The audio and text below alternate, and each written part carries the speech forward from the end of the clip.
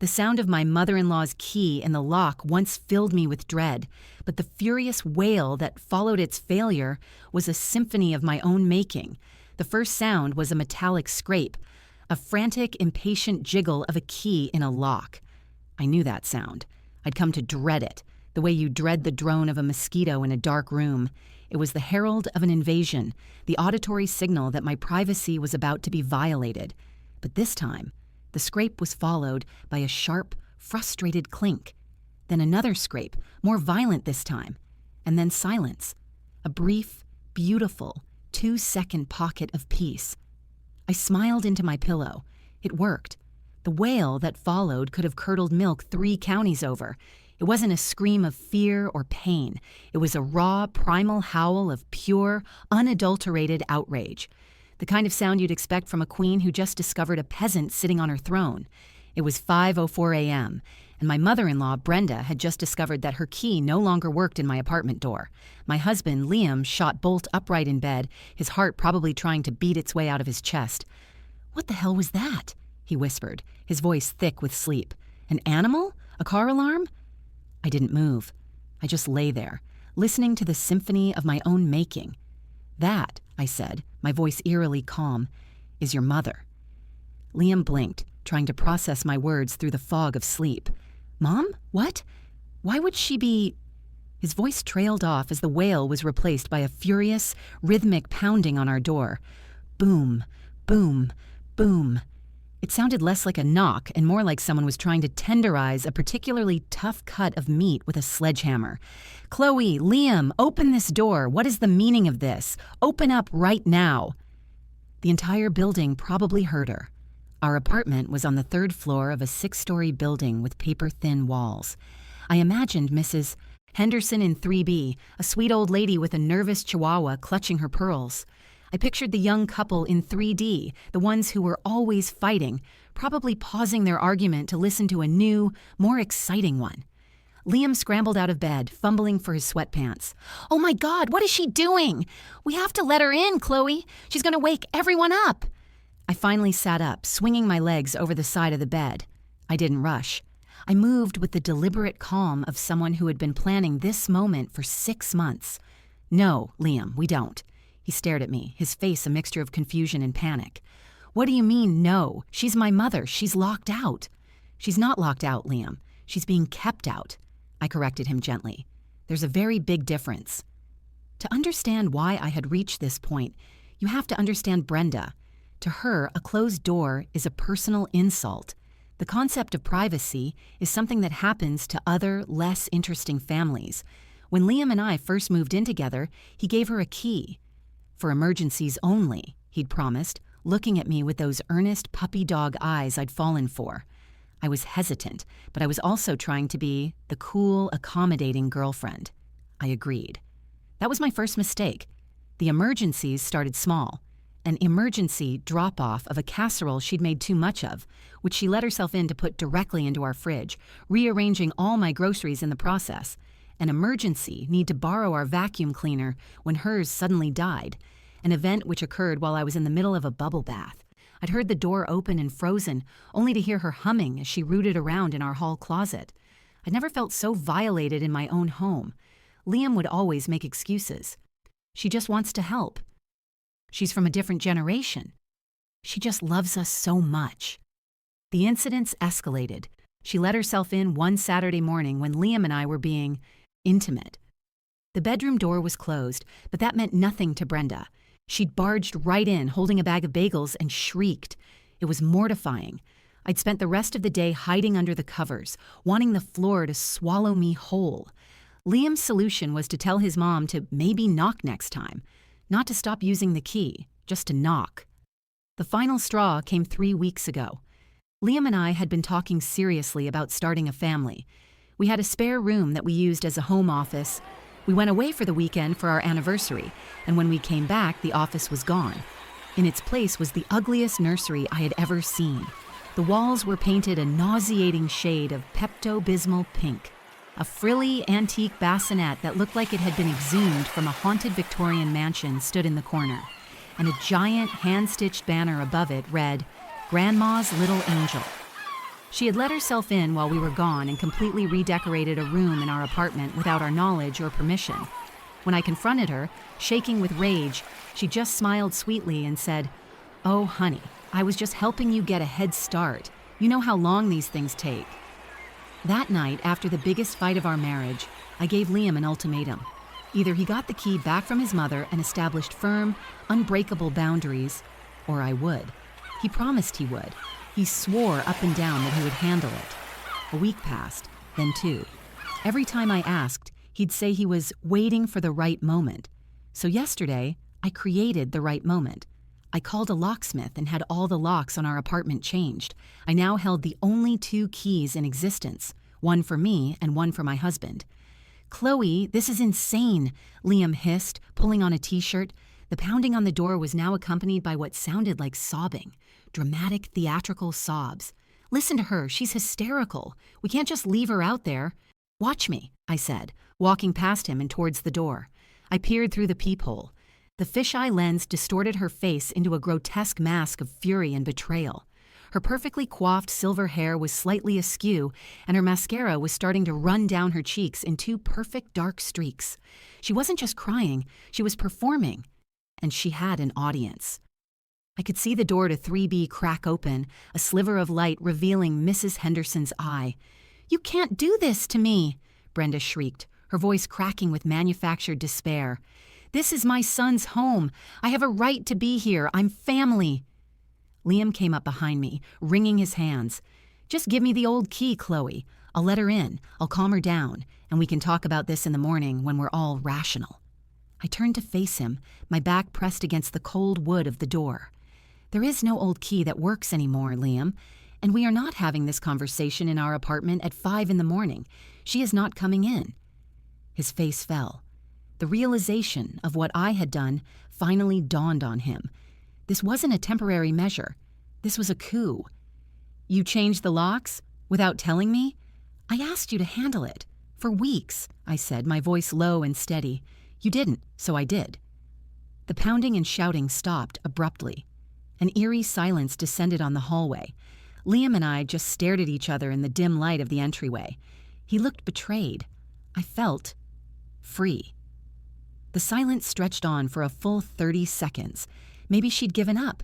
Maybe she'd finally realized she'd lost and had shuffled off in defeat. Then a new sound. It wasn't the frantic scraping of a key or the meaty thud of a fist. It was a sharp official rap on the door, firm, authoritative. It was followed by a man's voice, clear and loud, that cut through the silence and sent a spike of ice through my veins. "Police! We've had a report of a disturbance. Open the door, please." Liam's face went white, the color of bleached bone. The police. "Chloe, they're going to think—" "What are they going to think?" He started pacing the small entryway, running his hands through his already messy hair. "We have to open the door. We have to explain." "Get a hold of yourself, Liam," I said, my voice sharper than I intended. I put a hand on his chest, stilling him. "Panicking is exactly what she wants. You need to be calm and let me handle this." "Let you handle it? Chloe, this has gotten completely out of control." "No," I said, looking him dead in the eye. "This is me finally taking control." I took a deep breath, smoothed down my silk pajama top, and turned the deadbolt. The click was unnaturally loud in the tense silence. I pulled the door open just enough to see the 2 officers standing in the hallway. They were young, one male, one female, both with expressions of weary professionalism, and right between them, plastered against our doorframe, was Brenda. Her face was a tragic masterpiece of smeared makeup and glistening tears. The moment she saw me, her performance kicked into high gear. "Oh, thank God, officers," she wailed, reaching out a trembling hand as if I were her long-lost child. "Chloe, darling, what happened? I was so worried. The key wasn't working. I thought something terrible had happened to my son." The male officer held up a hand to stop her. "Ma'am, please let us handle this." He turned his impassive gaze to me. "We received a call about a woman screaming and banging on a door. Is everything all right in here?" "Everything is perfectly fine inside, officer," I said, keeping my voice level and respectful. I made sure to meet his eyes. "I apologize for the disturbance. This is my mother-in-law, Brenda. She does not live here. She showed up at 5 a.m. and was attempting to let herself into our apartment unannounced. Brenda let out a gasp so sharp and wounded it could have won an award. That's not true. I always come by in the morning to help them. I bring coffee. Liam expects me. She's locked me out, officer. She's trying to keep my own son away from me. Liam, who had been hovering behind me like a nervous ghost, finally spoke up. It's just a misunderstanding, officers, he mumbled, stepping partly into view. My mom, we just had a mix-up with the keys. I could have strangled him. A mix-up with the keys. He made it sound like a clerical error, not a desperate act of self-preservation. I shot him a look that could freeze fire, but he refused to meet my eyes, focusing instead on a scuff mark on the floor. The female officer raised a skeptical eyebrow. A mix-up at 5 a.m. that involves screaming loud enough to wake half the building? She asked, her tone dry. She looked from me to Liam, then back to Brenda, who was now dabbing at her eyes with a crumpled tissue she'd produced from her sleeve. Who are the residents of this apartment? My husband Liam and I are, I stated clearly. Our names are on the lease. Brenda lives in a suburb 20 minutes away. She's lying, Brenda cried, pointing a shaking finger at me. She's always been jealous of my relationship with my son. She's controlling. Who knows what she's telling him, what she's doing to him in there? It was so absurd, so laughably over the top that I almost laughed, but I knew better. I stood my ground, my expression neutral. The officers were looking at me, then at Liam, their faces unreadable. They'd seen this 1,000 times before. The he said, she said of domestic disputes. They were looking for the weak link, the person who would crack and reveal the truth. Right now, that person was my husband, who looked like he wanted the floor to open up and swallow him whole. Sir, the male officer said, directing his question to Liam. Is this your mother? Yes, Liam whispered. And do you want her to come inside your apartment? The entire hallway seemed to hold its breath. This was it, the moment of truth. My eyes locked on Liam, pleading with him. Be my husband, be my partner, choose our life, our home, our peace. I could see the war raging behind his eyes, the lifetime of conditioning to please his mother versus the vows he made to me. Brenda saw her opening. Her tears instantly ramped up. Liam, baby, she whimpered, her voice cracking pitifully. Tell them you want your mommy. Don't let her do this to us. Liam looked at his mother, his expression anguished. He opened his mouth, and for a terrifying second, I was sure he was going to betray me. He was going to say yes. He was going to undo everything and let the monster back into our home. My heart sank, a cold, heavy stone in my chest. But before he could utter a single word, Brenda's eyes widened. Her hand flew to her chest, clutching at the fabric of her expensive coat. She made a strangled, gurgling sound, a sound of genuine, or perfectly feigned, distress.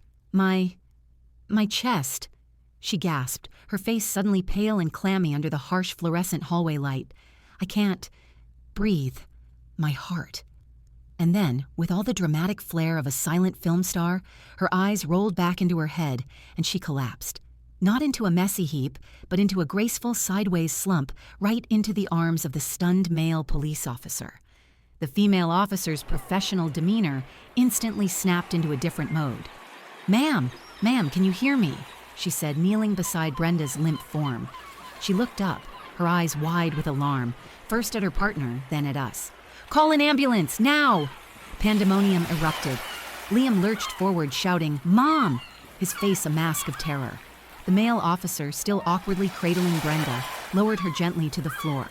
The female officer was already on her radio, her voice a clipped, professional staccato, reporting a possible cardiac event and requesting immediate medical assistance. Doors up and down our hallway were now wide open. Mrs. Henderson was standing in her doorway in a pink chenille robe, her chihuahua yapping hysterically in her arms. The fighting couple from 3D were staring, their own domestic drama forgotten. We were the 5 a.m. floor show, and Brenda was the star. I stood frozen in my doorway watching the scene unfold with a horrifying sense of detachment. A part of my brain, the cold, cynical part that Brenda herself had created, whispered, "This is a performance. Don't fall for it." But another part, the human part, was screaming in panic. What if it was real? What if I had been so focused on winning the battle that I had pushed her over the edge and actually caused a medical emergency? The guilt was a physical thing, a cold hand gripping my insides. "Step back, sir, give her some air," the female officer ordered Liam, who was hovering over his mother, patting her cheek and pleading with her to wake up. He looked up at me, his eyes wild with accusation. "You did this," he mouthed, his voice lost in the chaos. The words hit me harder than a physical blow. He blamed me. Of course, he blamed me. In his mind, this was a direct cause and effect. Chloe changed the locks. Mom got upset. Mom had a heart attack. Simple, linear, and all my fault. Paramedics arrived in what felt like seconds, their heavy boots thudding down the hall, their professional calm a stark contrast to the surrounding hysteria. They pushed through the small crowd of onlookers, their questions sharp and direct. How old is she? Any history of heart conditions? What happened right before she collapsed? Liam, frantic and incoherent, tried to answer. She's 62. I don't know, maybe. She was just upset. She couldn't get in. I stepped forward, my voice surprisingly steady. She's 62. She has high blood pressure, for which she takes medication. She arrived here moments ago and was screaming and banging on our door because I changed the locks. She collapsed about 2 minutes ago. The lead paramedic, a burly man with a kind face, nodded, absorbing the information without judgment as his partner took her blood pressure. Liam shot me another venomous look. He didn't want the context, he just wanted the emergency. He didn't want them to know she was the aggressor. "Her pressure is through the roof," the second paramedic announced, "but her pulse is steady. Pupils are responsive." They worked efficiently, hooking her up to a portable EKG, inserting an IV line into the back of her hand. Brenda remained limp and unresponsive, her face pale, a single tear frozen on her cheek. It was all so convincing. But as they were positioning the oxygen mask over her face, I saw it. Just for a split second, a flicker. Her eyelids fluttered, not in a groggy, coming to way, but in a quick, furtive peek, her eyes darting towards Liam's anguished face before squeezing shut again. No one else saw it. They were all too busy, too panicked. But I saw it. The flicker was all the confirmation I needed. The cold, cynical part of my brain roared back to life, drowning out the guilt. She's faking. The sheer audacity of it, the manipulative genius, was almost impressive. She couldn't win the battle at the door, so she had escalated to full-scale medical warfare, and she was winning. "We need to get her to the hospital," the lead paramedic said. "We're taking her to St. Jude's." They loaded her onto a gurney. As they lifted her, Liam rushed to her side, grabbing her hand. "I'm coming with you, Mom," he said, his voice thick with emotion. He turned to me, his face set like stone. "Don't wait up." He didn't even ask me to come. He didn't look for my support. He just turned his back on me and followed the gurney down the hall, leaving me standing alone in the doorway of my own apartment. The officers gave me a final, sympathetic look before following them out.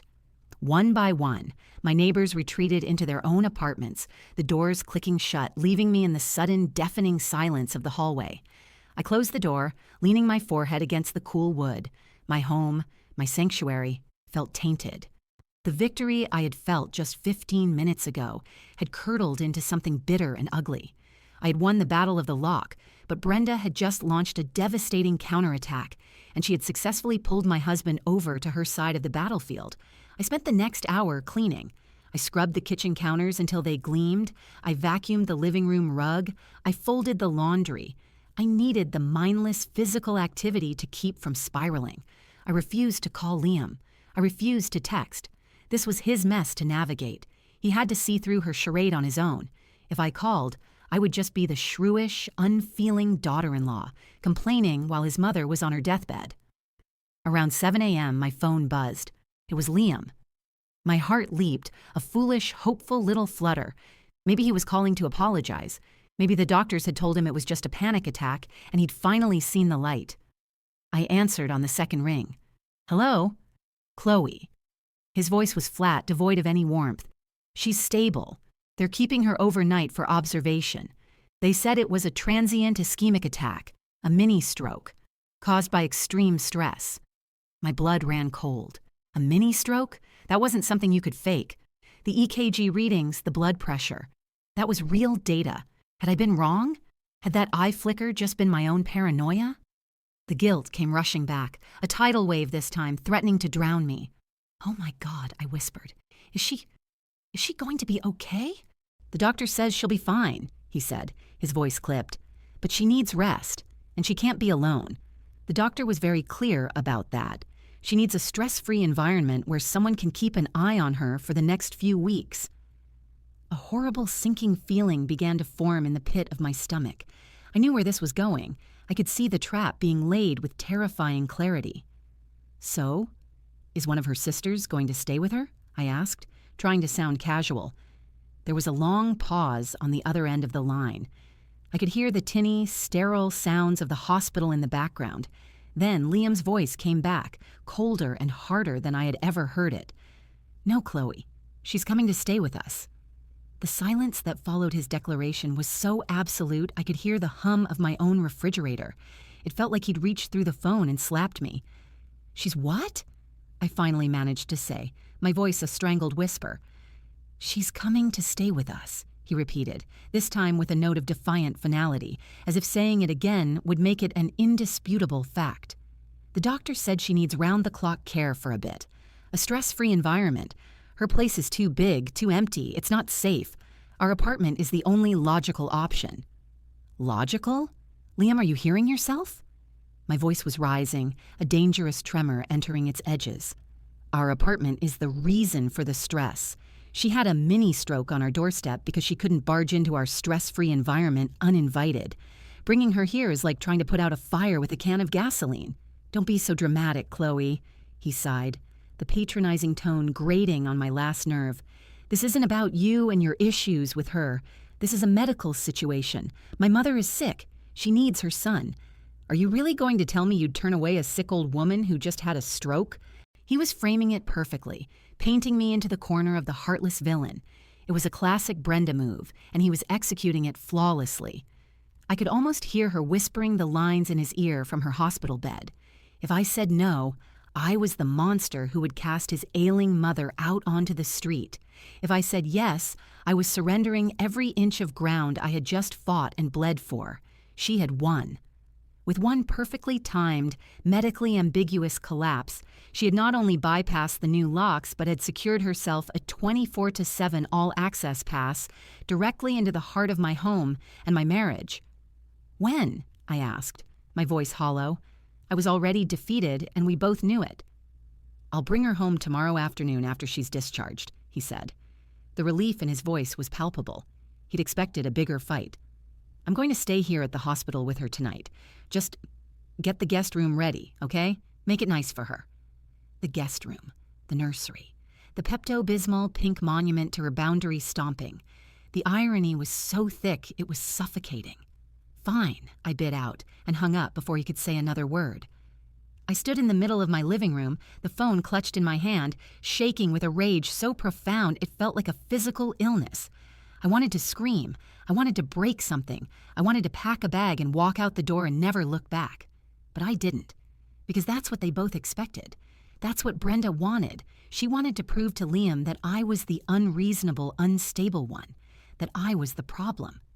Walking out would just be handing her the victory on a silver platter. No. If she was coming into my home, it would be on my terms. I wasn't going to be a gracious host. I was going to be a warden. The next 24 hours were a blur of cold, methodical preparation. I didn't make the guest room nice. I stripped it bare. I took down the hideous Grandma's Little Angel banner and stuffed it in a trash bag. I dismantled the haunted Victorian bassinet and shoved the pieces into the back of a closet. I didn't have time to repaint, so the nauseating pink walls remained, a glaring reminder of her intrusion. I made up the bed with the oldest, scratchiest sheets I could find and a thin, threadbare blanket. It was a bed, not a welcome mat. I went grocery shopping. Not for the comfort foods she loved, the rich cheeses, the buttery croissants, the salted caramels. I bought unsalted crackers, plain yogurt, oatmeal, and boneless, skinless chicken breasts. The doctor ordered a low-sodium, low-stress diet, and by God, I was going to provide one. A bland, joyless, medically approved diet. When Liam called to say they were on their way, I braced myself. I put on what I privately called my emotional armor. A calm, neutral expression that revealed nothing. When the key turned in the lock, the new key, in Liam's hand, my stomach twisted into a knot. Liam entered first, his face strained, and then she appeared, leaning heavily on his arm, looking frail and pale in a way I had never seen her. She was a phenomenal actress. I had to give her that. She was dressed in soft, pastel-colored loungewear, making her look smaller, more vulnerable. Her eyes, usually sharp and critical, were wide and watery. She surveyed the apartment, her gaze lingering on me for a moment. There was no anger, no accusation, just a look of profound, weary sadness that was expertly designed to elicit guilt and pity. "Welcome home, Brenda," I said, my voice as flat and bland as the diet I had planned for her. "I trust you're feeling better." "Oh, Chloe, dear," she whispered, her voice a fragile, raspy thing. "Thank you for letting me be here. I know I've been a lot." She clutched Liam's arm tighter. "My boy, I don't know what I'd do without my boy." Liam beamed at her, then shot a pointed look at me. "See? She's trying. Why can't you?" He helped her shuffle towards the guest room. I watched them go, a cold dread washing over me. This was my life now, for weeks, maybe longer. My home was no longer my own. It was a convalescent home, and I was the unwilling nurse. The first few days were a masterclass in passive aggression. Brenda never complained directly. Oh no, that would be too obvious. Instead, she would sigh dramatically while picking at her unseasoned chicken. She would shiver theatrically under the thin blanket in her room until Liam rushed in to give her the thick plush comforter off our own bed. She would speak in hushed, weak tones whenever I was in the room, but I'd hear her on the phone with her sister, her voice miraculously recovering its usual strength as she recounted with great dramatic embellishment her near-death experience and how her wonderful son was taking care of her while his difficult wife was doing her best, I suppose. Liam was completely under her spell. He waited on her hand and foot. He fluffed her pillows. He made her tea. He sat and listened for hours as she reminisced about his childhood. He treated me like a disgruntled employee he was forced to tolerate. We barely spoke. The apartment was filled with a thick, tense silence, broken only by Brenda's soft sighs or Liam's solicitous questions. I was being slowly, methodically erased from my own life. On the 5th day, I came home from work exhausted. I'd had a terrible day, and all I wanted was to take a hot shower and crawl into bed. As I walked down the hall, I heard voices coming from the guest room. Liam and his mother. I paused, not wanting to interrupt. "Just don't understand what you ever saw in her, Liam," Brenda was saying, her voice losing its frail quality and regaining its familiar, sharp edge. "She's so cold. She has no family warmth, not like Sarah." My blood froze. Sarah was Liam's high school girlfriend, the one Brenda adored, the one she still brought up every chance she got. "Mom, don't." Liam's voice was tired. "We've talked about this. I'm just saying, a girl like Sarah would appreciate you. She would have rushed to the hospital. She wouldn't be slamming cabinets and making you sleep on the couch because your poor, sick mother needs the good comforter. She would have a real family with you, a baby, not that pink monstrosity of a room she's made in there. It's like she's mocking me." My breath caught in my throat. I couldn't believe what I was hearing. She was twisting everything, feeding him poison, and he was just sitting there, letting her. The rage that had been simmering inside me for days finally boiled over. I didn't knock. I shoved the door open so hard it banged against the wall. They both jumped. Brenda was sitting up in bed, looking perfectly healthy, a box of forbidden chocolates peeking out from under her pillow. Liam was sitting in a chair beside her, looking weary. "Get out," I said, my voice dangerously quiet. I wasn't looking at Liam. My eyes were locked on Brenda. "Get your things and get out of my house, now." Brenda's face, which had been animated and healthy a moment before, instantly slackened into a mask of frail confusion. Her hand fluttered to her chest in that now familiar, theatrical gesture. "Chloe, dear, what on earth is the matter? You look so flushed." "Don't you Chloe dear me," I snarled, taking a step into the room. The Pepto-Bismol pink walls seemed to pulse with my anger. "I heard you. I heard every poisonous, manipulative word. Slamming cabinets? Sleeping on the couch? You have been lying to my husband's face for 5 days, and I am done. The show is over. Get out."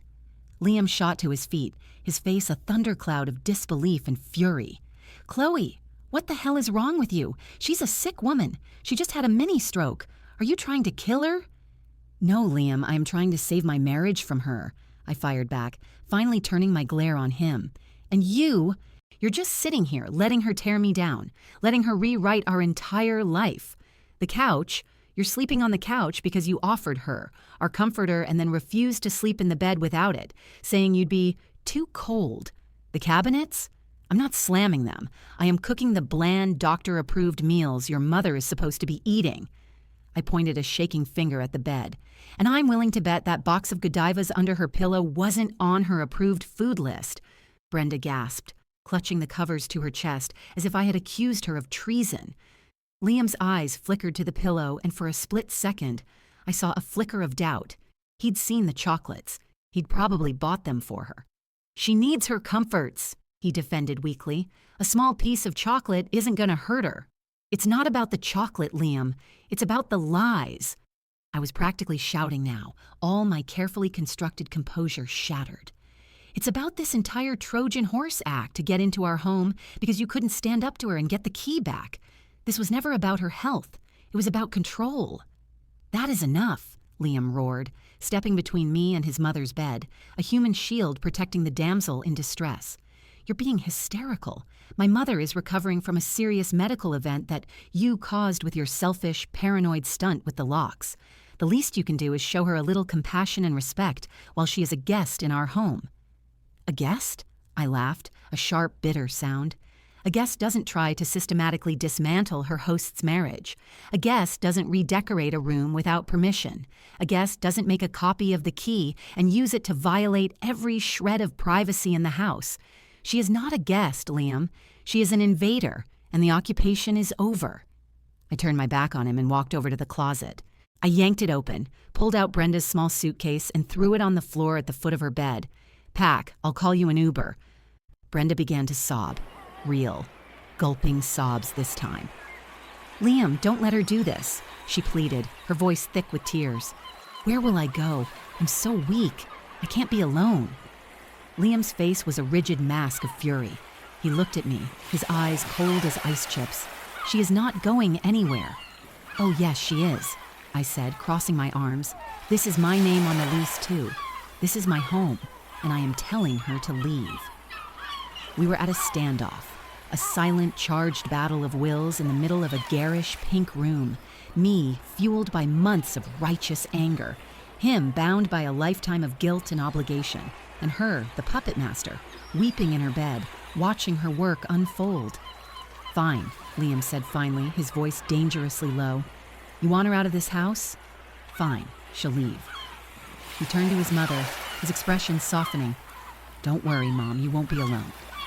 He looked back at me, and the words he spoke next landed like individual stones, heavy and bruising.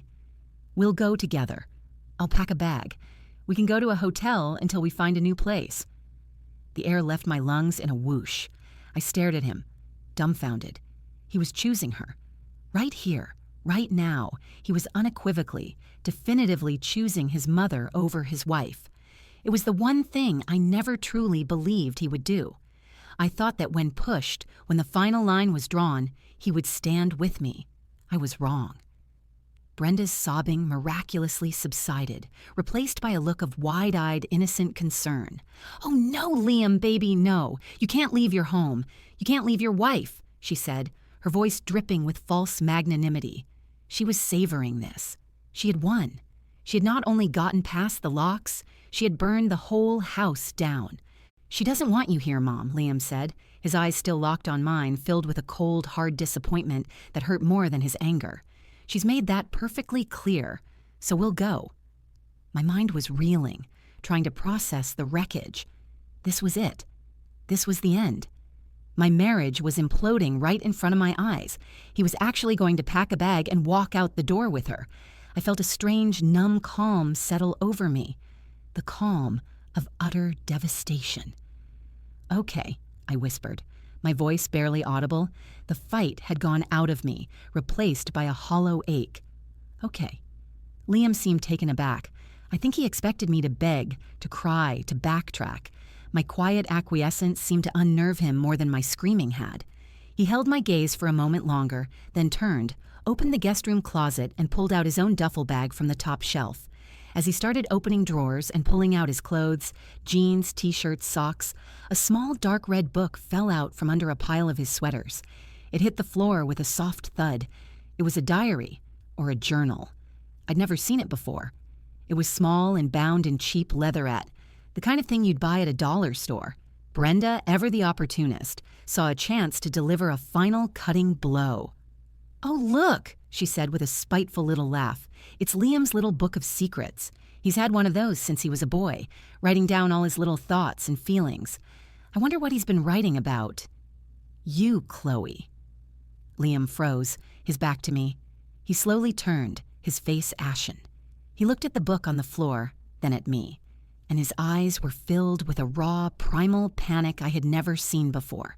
It wasn't anger, it was fear. Without thinking, I bent down and picked it up. The cover was worn. I flipped it open to a random page in the middle. Liam's familiar, messy handwriting filled the page. My eyes scanned the lines, my brain struggling to make sense of the words.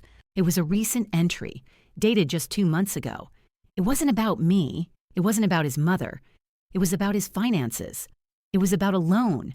And it was about a name I didn't recognize. "What is the Nightingale Project?" I read aloud, my voice trembling. "And why did you take out a $50,000 personal loan against our shared assets to fund it without telling me, Liam?" The silence in the room was a living entity. It was thick and suffocating, punctuated only by the frantic beat of my own heart. Liam stood frozen, his hand hovering over a half-folded T-shirt, the color draining from his face until he was the shade of chalk. Brenda, for the first time since this entire saga began, was utterly speechless. Her mouth hung slightly agape, her manipulative tears forgotten. The petty drama of the last week evaporated, replaced by something much colder and more terrifying. $50,000. The number echoed in my mind. It was a staggering amount of money. It was our savings. It was our down payment for a future house. It was the safety net I had meticulously helped build, contribution by contribution, while Liam was often between his projects. Projects he always described in vague, lofty terms: consulting gigs, freelance developments, startup ideas that never seemed to get off the ground.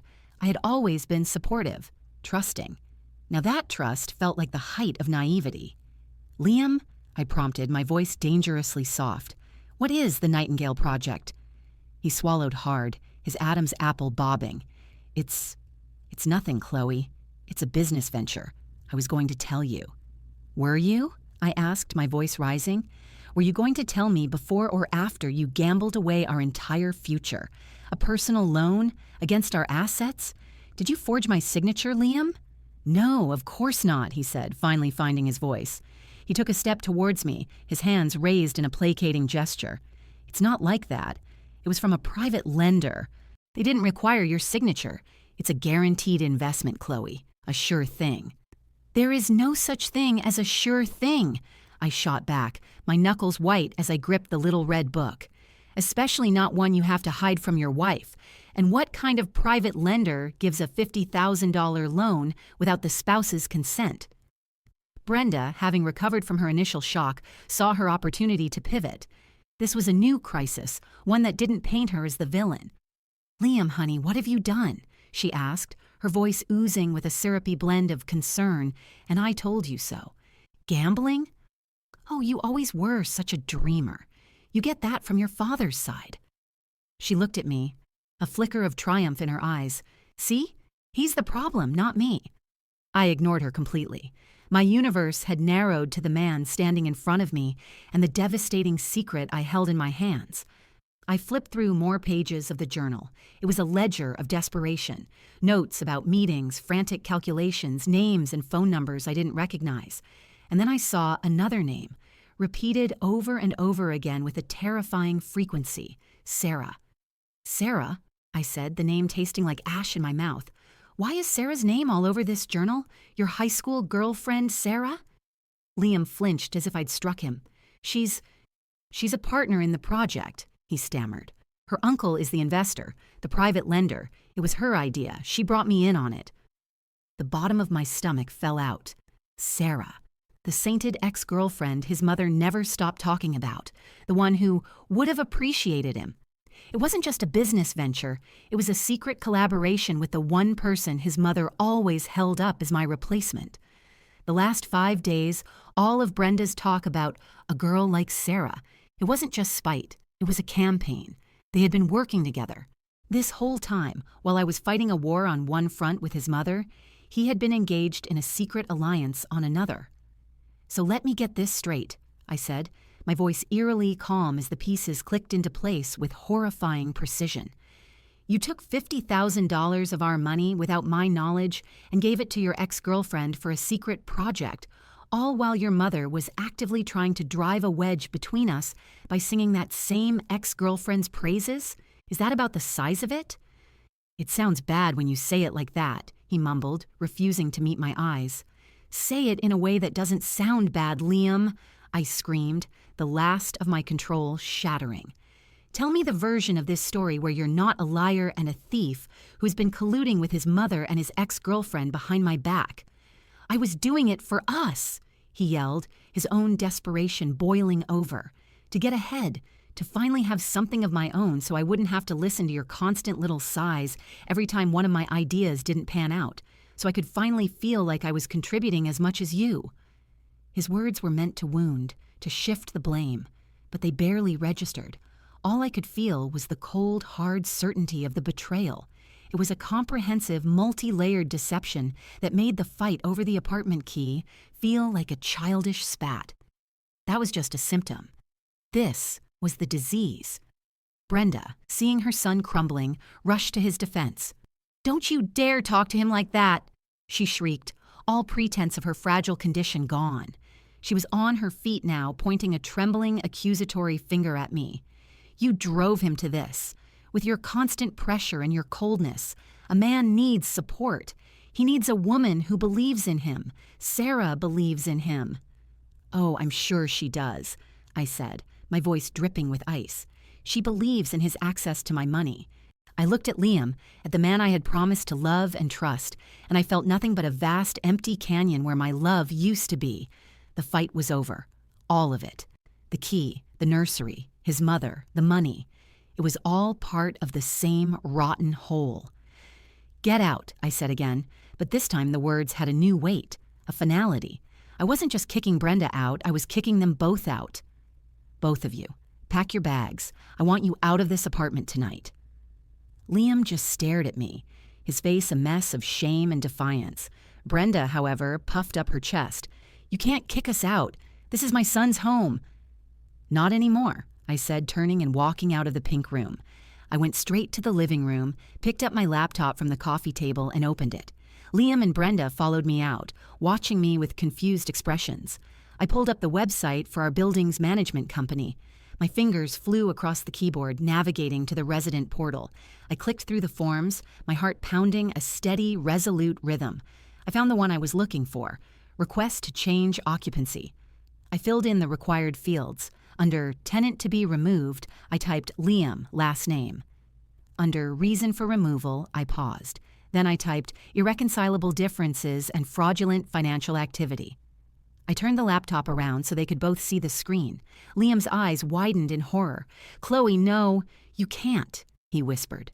"I can," I said, my voice clear and strong. "And I am. You have 30 days to get your name off the lease and your things out of my home." Brenda scoffed. "He's not going to sign that. He'd be homeless." "He won't have to sign it," I said, looking directly at Liam, my voice dropping to a near whisper. "Because if you fight me on this, Liam, I will take this little red book and a full accounting of our finances to a lawyer, and I will file for divorce on the grounds of financial fraud. And then I will take you for every single penny you have left, if you have any." His face went slack. He knew I would do it. He knew I had him cornered.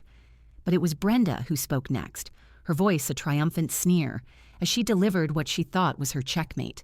"You can't afford this place without him, you silly little girl," she said, a smug smile spreading across her face. "You'll be the one who's homeless in a month when you can't make rent." I smiled back. a slow, cold smile that didn't reach my eyes. "Oh, Brenda," I said, turning the laptop back towards me, "that's where you're wrong." My fingers tapped a few more keys, opening a new tab. It was my personal bank account, a private account Liam didn't know existed. "You see, my grandmother died 6 months ago. She left me a rather substantial inheritance. I was waiting for the right time to tell Liam. I guess now's as good a time as any." I turned the screen around again.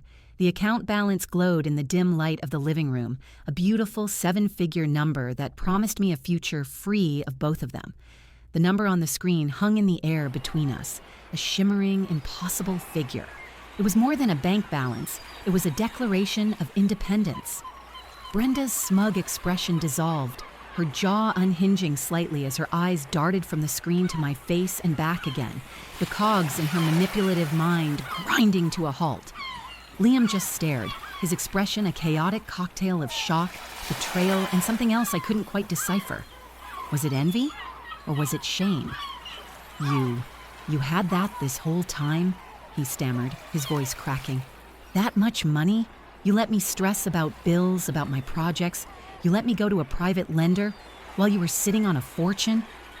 The audacity of his question was breathtaking. He had just been exposed as a liar and a cheat who had stolen our joint savings, and his first instinct was to paint himself as the victim of my secret wealth.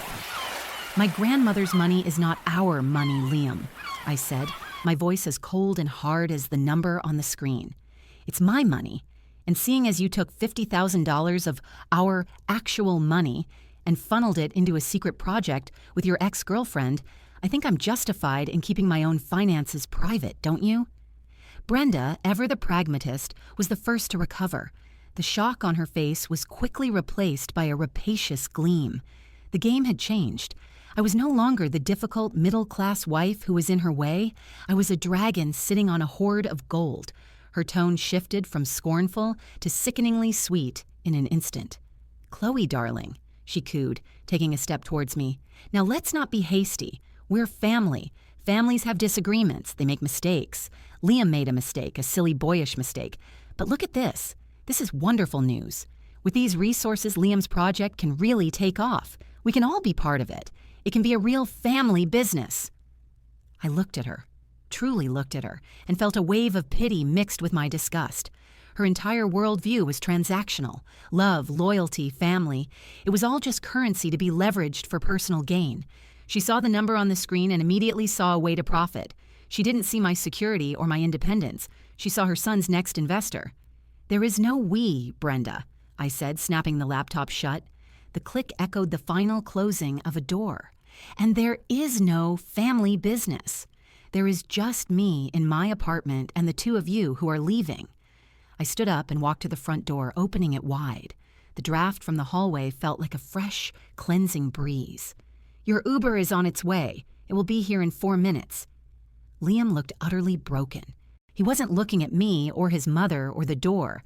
He was staring at the blank screen of the laptop, as if he could still see the number that had just shattered his reality.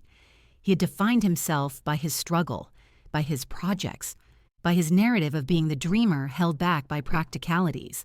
And in one fell swoop, I had revealed that not only was his struggle a lie he'd created, but that I had never needed him for financial security in the first place. His role as the potential provider, the man who would one day make it big for us, was a fiction.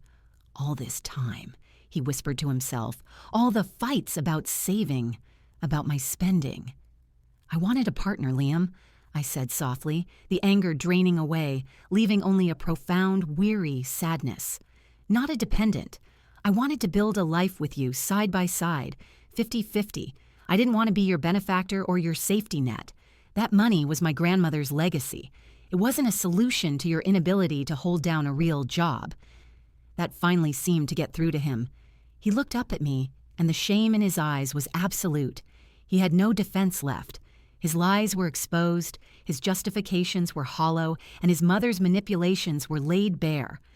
He grabbed his duffel bag from the floor and walked towards the door, not even looking at his mother. Brenda, however, was not going down without a fight. As Liam passed her, she grabbed his arm. Don't you dare just walk away, Liam. Don't let her do this to us. She owes you, after all the years you've given her. Liam just shook his head, pulling his arm free from her grasp. Stop, Mom, he said, his voice flat and dead. Just stop. He walked out into the hallway without another word, not looking back. He didn't wait for her. Now it was just me and Brenda, standing in the entryway of the home she had tried so desperately to conquer. Her face was a storm of fury. The mask was completely off. This was the real Brenda, stripped of her props and her audience. You think you've won, don't you? She hissed, her voice low and venomous. You with your secret money. You think you can just throw us out and everything will be perfect. But he will never forgive you for this, for humiliating him. He will come crawling back to me, the only one who ever truly supported him. And you will be alone in this apartment with your money, and you will be miserable. Maybe, I said, shrugging, but I'd rather be miserable and rich alone than miserable and broke with you. Your car is here, Brenda. She stared at me for a long moment, her eyes burning with a hate so pure it was almost impressive. She then turned on her heel, her head held high, and strode out of the apartment, slamming the door so hard that a picture frame on the wall rattled. I immediately locked the deadbolt and slid the chain into place. The silence that descended was absolute. It was a heavy, deafening silence filled with the ghosts of the last hour, the last week, the last year. I sank onto the floor, my back against the door, and for the first time I let myself cry. I cried for my broken marriage, for the man I thought I knew, and for the trust that had been so thoroughly annihilated. After a while, the tears subsided, replaced by a hollow exhaustion. I got up, my body aching as if I'd been in a physical fight. I walked through the apartment, my apartment, and it felt alien, tainted. I ended up in the pink nursery staring at the bare walls. This room had been the catalyst for so much of it. I needed to erase it. All of it. The next day, I called a junk removal service to haul away the Victorian bassinet and any other trace of Brenda's decor. Then I called a painter. As I was on the phone getting a quote, my own phone buzzed with a text from an unknown number. I almost ignored it, but my curiosity got the better of me. I opened the message. It was a single sentence. He never told you the real name of the project, did he? I frowned, confused. Who is this? I typed back. The reply was instantaneous. My name is Sarah. I think you and I need to talk. Your husband didn't just take your money. He stole my idea, my investors, and he's about to leave the country. The words on my phone screen seemed to rearrange themselves, shifting from a simple text message into an indictment. Leave the country. The phrase landed with the force of a physical blow, knocking the wind out of me. It was one thing to be a liar and a thief. It was another thing entirely to be a fugitive. My hands were shaking as I typed back. Where are you? We met an hour later at a neutral, anonymous coffee shop halfway between my apartment and her side of town. I recognized her instantly from the old photos Brenda used to accidentally leave out. She was prettier in person, with a sharp intelligence in her eyes that the faded pictures never captured. She looked nervous, clutching her latte like a lifeline. Thank you for meeting me, she said, her voice steady despite her obvious anxiety. I know this is insane. Insane is a good word for it, I replied, sitting down opposite her. Start from the beginning. What is the Nightingale Project? Sarah took a deep breath. There is no Nightingale Project. That was a name Liam made up. The real project is called Aura, and it's mine. It's a software platform for independent artists to manage their digital rights. My uncle, she said, confirming Liam's story, is a tech investor. He believed in my idea and agreed to provide the seed money, $50,000. My blood ran cold. The $50,000 Liam took from our account. She nodded grimly. Liam and I reconnected a few months ago through a mutual friend. He told me he was a freelance developer, that he was looking for a new challenge. He seemed so driven, so different from the boy I knew in high school. I was looking for a partner to handle the technical side, and he talked a good game. I brought him on board. I introduced him to my uncle. I trusted him. The story she laid out was a meticulous, calculated fraud. Liam had used Sarah's brilliance and her family connections. He had positioned himself as her partner, but in reality, he was setting himself up to take everything. He had insisted all the investment funds be channeled through a new corporate entity, an LLC he had set up. He told Sarah it was for tax purposes and liability. In reality, he was the sole signatory on the account. 2 days ago, my uncle called me, Sarah continued, her voice trembling with anger. He was wiring the second round of funding and the bank flagged the account. Liam had been systematically draining it. Small transfers at first, then larger ones, to offshore accounts. My uncle's lawyers started digging. Liam had also filed provisional patents for my core technology, under his name alone. I felt sick. This wasn't a dreamer making a silly, boyish mistake, as Brenda had put it. This was a premeditated, grand-scale theft. And leaving the country? I asked. His flight is tomorrow at 7 a.m., Sarah said, pushing a slip of paper across the table. It was a printout of a flight itinerary, a one-way ticket to a small, non-extradition country in Southeast Asia. My uncle's people found it. He was planning on disappearing with the last of the money and my life's work. I think his mother showing up at your apartment and causing that scene accelerated his timeline. He got spooked. We sat in silence for a moment, two women from different chapters of the same man's life, united by his betrayal. He hadn't just deceived me, he'd used and betrayed her, too. His mother's dream girl, the perfect Sarah, was just another mark. "What are you going to do?" I asked. Sarah's jaw tightened. My uncle is already handling the legal side, freezing the accounts, filing fraud charges. But the police said Liam might be gone before they can get a warrant processed. They can flag his passport, but he might slip through. I thought you deserved to know. And maybe you could help stop him. A cold, hard resolve settled in my chest. Brenda's parting words echoed in my mind. He will come crawling back to me. She was his accomplice, whether she knew the full extent of his crimes or not, and that's where he would be. "I have an idea," I said. That evening, I did the last thing in the world anyone would expect me to do. I called Brenda. She answered on the first ring, her voice a triumphant sneer. "Have you come to your senses? Ready to beg my son to take you back?" "I'm calling to give you a warning, Brenda," I said, my voice dripping with false sincerity. "I've been talking to my lawyers. They're looking into Liam's business venture. They say that since the loan was taken against our shared assets, you could be seen as complicit, especially since you encouraged his relationship with Sarah. They use the words, conspiracy to commit fraud. They think I could sue you for everything you have." The silence on the other end of the line was thick with panic. I could almost hear her calculating, the gears of her mind spinning. "That's ridiculous," she finally squawked. "Is it?" I asked sweetly. "Well, I just wanted to give you a heads up. I'm willing to leave you out of it on one condition. I want Liam's new address. I need to serve him with the divorce papers before he travels." I let the word hang in the air. It was a gamble. But I knew Brenda. Faced with a choice between protecting her son and protecting her own assets, her self-preservation would win. 10 minutes later, a text message arrived with the address of a cheap motel near the airport. The final act was a symphony of poetic justice. I didn't go to the motel. I gave the address, along with the flight itinerary and a summary of Sarah's story, to the lead detective on the fraud case. At 5 a.m. the next morning, exactly 48 hours after Brenda had screamed up the building at my door, I was sitting in my living room sipping a coffee. My phone rang. It was Sarah. "Turn on the local news," she said, her voice giddy with relief. I did. And there it was, live footage from the airport. Liam, looking haggard and panicked in a wrinkled T-shirt, was being led away in handcuffs by two uniformed officers right at the check-in counter. The camera zoomed in on his face, a mask of pure disbelief, just as he spotted another figure rushing towards him. It was Brenda, her perfectly coiffed hair a mess, wailing his name. But the officers kept walking, leading him away, leaving her standing alone and helpless in the middle of the departures terminal. She hadn't been able to save him. Her key didn't work here. I hung up the phone and took another sip of my coffee. The apartment was quiet. It was a good, peaceful silence. My silence.